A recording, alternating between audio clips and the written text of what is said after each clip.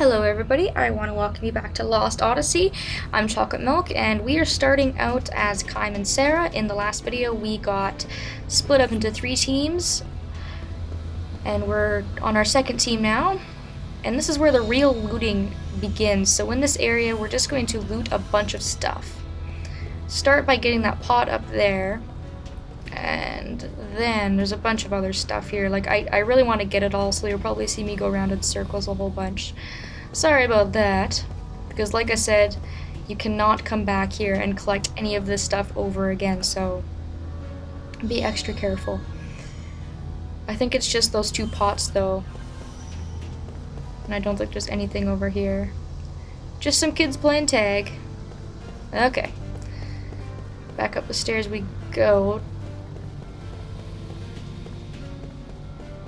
If we go, we can go into this building, I think, and there's some stuff in here to grab.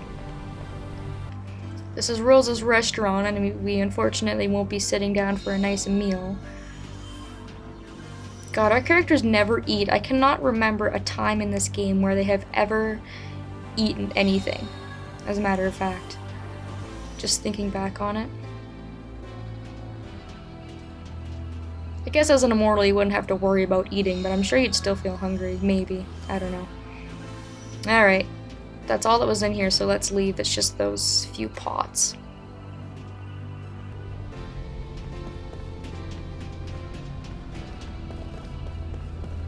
So once you're done with those few pots, come over this way to the northern area. There's a save point if you'd like to save. Talk to this Khent, and his name is Mischief. He'll ask us to take a message to his brother in Khent. His name is Geef or Gelf. My brother's name is Gilgaf, so they have really similar names. So that's just a side quest we can take. It's not mandatory, but you can take it if you feel like it. Grab that pot, and then go down the stairs. And we're in the abandoned apartment. Now, we have a lot of stuff to loot in this area, so we'll be doing every floor. Just start by going down the stairs and collecting anything that we can. The little triangles on the wall can be examined in this apartment building, as well as seeds. We're getting some more seeds. Haven't really seen a whole lot of them lately. So it's good to know that our seed collecting hasn't completely stopped, and that's all that's down the stairs. So now when you're done that, come back over towards the save point and examine this door. Now this is actually an elevator. So we're going to start on the 10th floor and gradually work our way down.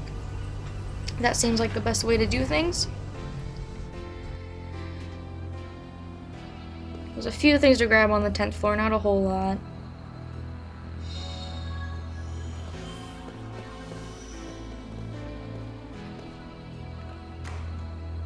If you come in this door, this is a casino.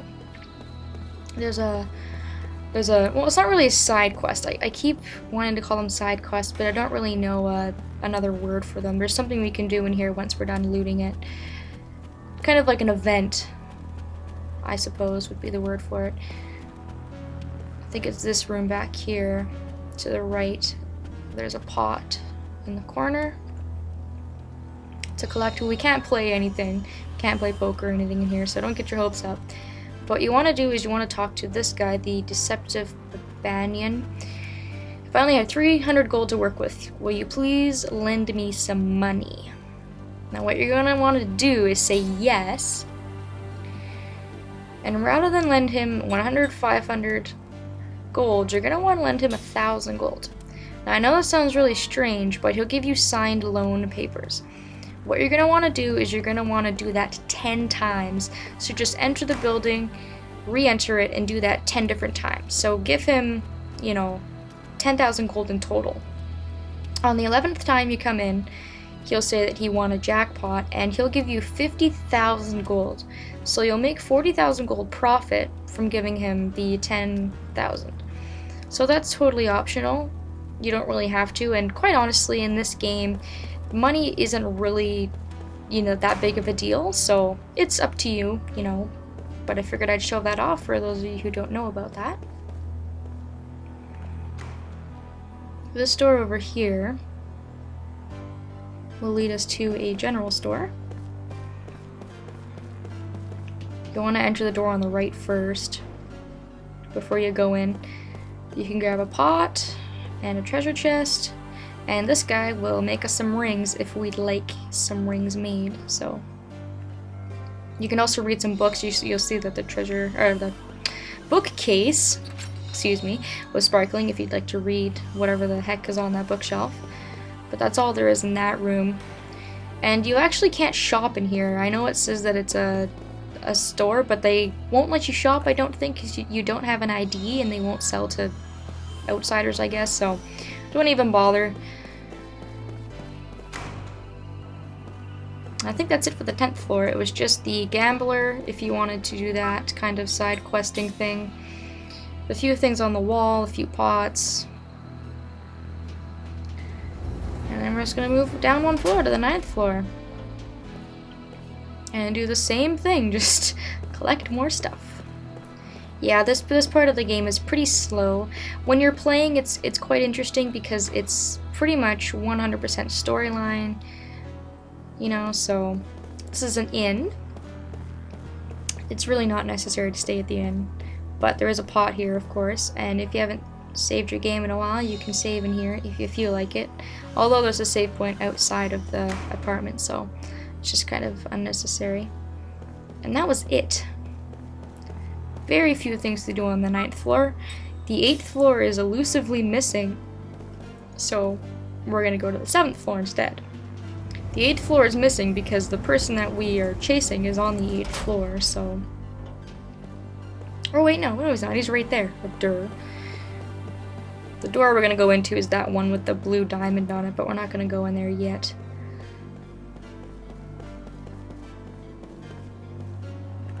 We're gonna climb up to the 8th floor. My mistake. So if you grab this pot and then you climb up, now we're on this elusive 8th floor that we couldn't reach, which honestly has nothing. It's got the 500G. Oh, sorry, it's 1000G, and that's it. The staircase up there, I think, just basically leads to trash, and it's a dead end. So once you've collected everything in the apartment building and you're absolutely sure you've gotten everything, enter this door here to get to another part of the abandoned apartment, and then just go on through to the door.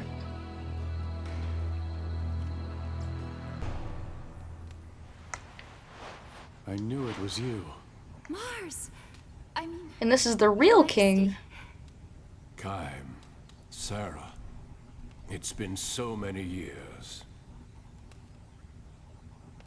You're still as lovely as ever. God, Kaim and Sarah know everybody. And yours, Or at least Kaim knows everybody, it seems like. Your Majesty.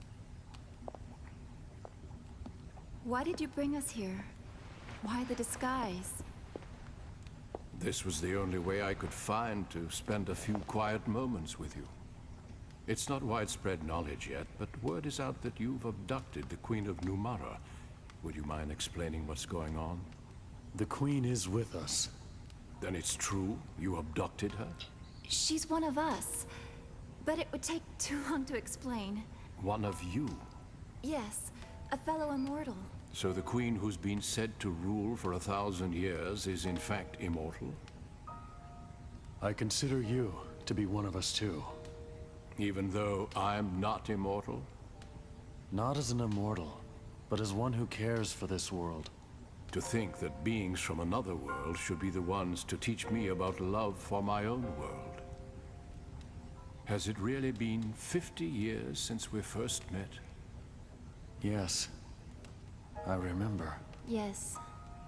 You have that memory? No, my journals. You were just 20 then. I kind of like the King of Gohtza's voice. Like, it's a really, like, almost wise-sounding old man voice. I don't know, I like it. I actually quite like the King of Gohtza, too. For the most part, he's not a total doucher.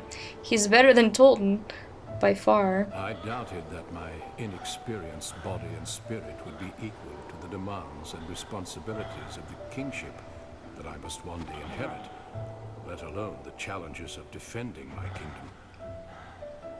And I wandered the world alone in search of an answer.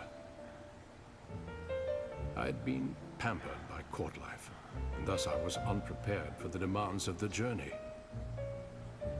Perhaps I was hoping for hardship, hoping that in testing myself, I would find the strength to seek some answers.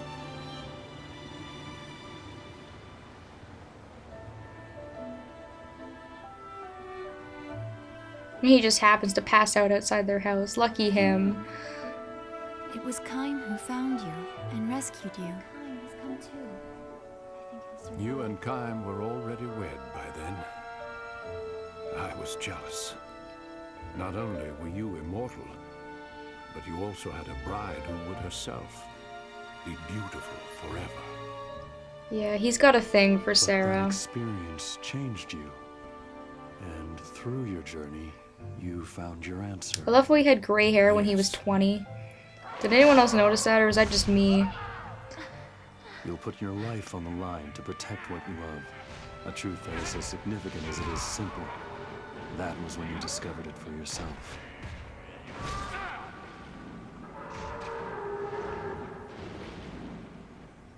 Oh, I remember what you told me, Kaim.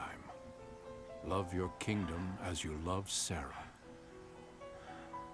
Yes, you fear for the things you try to protect, and it is a fear you become accustomed to. Thank you. That's not the important thing. What matters is knowing that nothing lasts forever. Knowing that something isn't eternal. And there's the makes it coin. more precious to you. It makes it worth fighting for.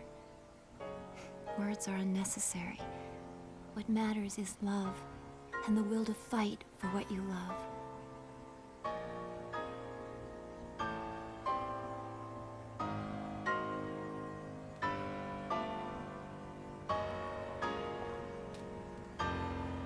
So here they are, 50 years later. Pretty cool, I think. This belongs to you. I like all the backstories to people that they meet in their immortal Those lifetime. words were first expressed by one of this world's ancient philosophers. His thoughts live on, even though people and history may change. The words engraved on that coin are the truth. That's why I gave it to you. I wanted you to read that, if you were ever uncertain of what to do. Truth? Yes, these words certainly contain a truth by which one may live. Unlike you, however, I have learned through dedicating myself to the welfare of my people the impossibility of governing the world through truth alone. You've changed. We, the people native to this world, are different from you immortals. This truth is the most beautiful and significant to immortals such as yourselves. We mortals, however, have but a finite amount of time. Our options, like our lives, are also limited. And I have learned that sometimes one has to adopt less than ideal means to achieve ideal ends. Facts and reality sometimes demand that we take steps that contradict that very beautiful truth. It's all very cryptic. The world always holds such contradictions.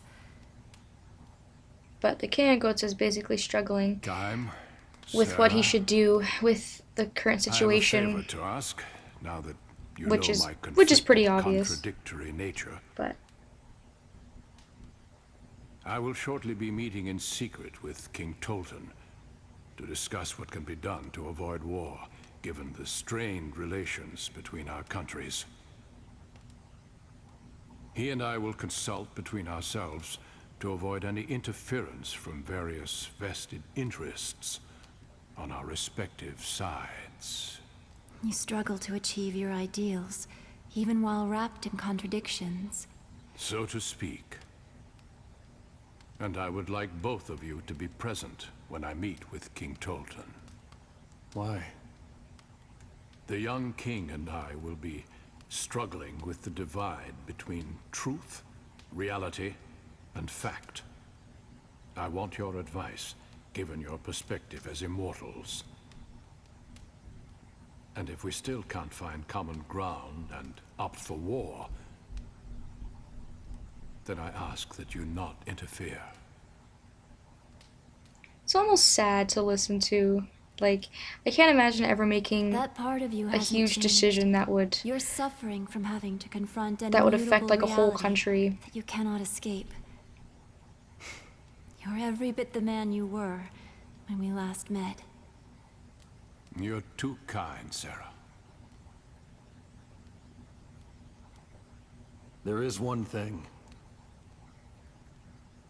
When King Tolton arrives, tell him that his court advisor Gongora is himself an immortal, and he's using his power to try to seize control of your entire world. What?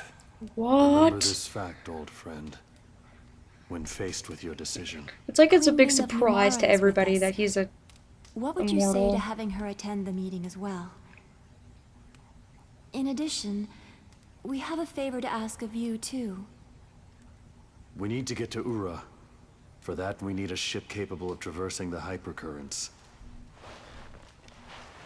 Very well. We'll bring the Queen along.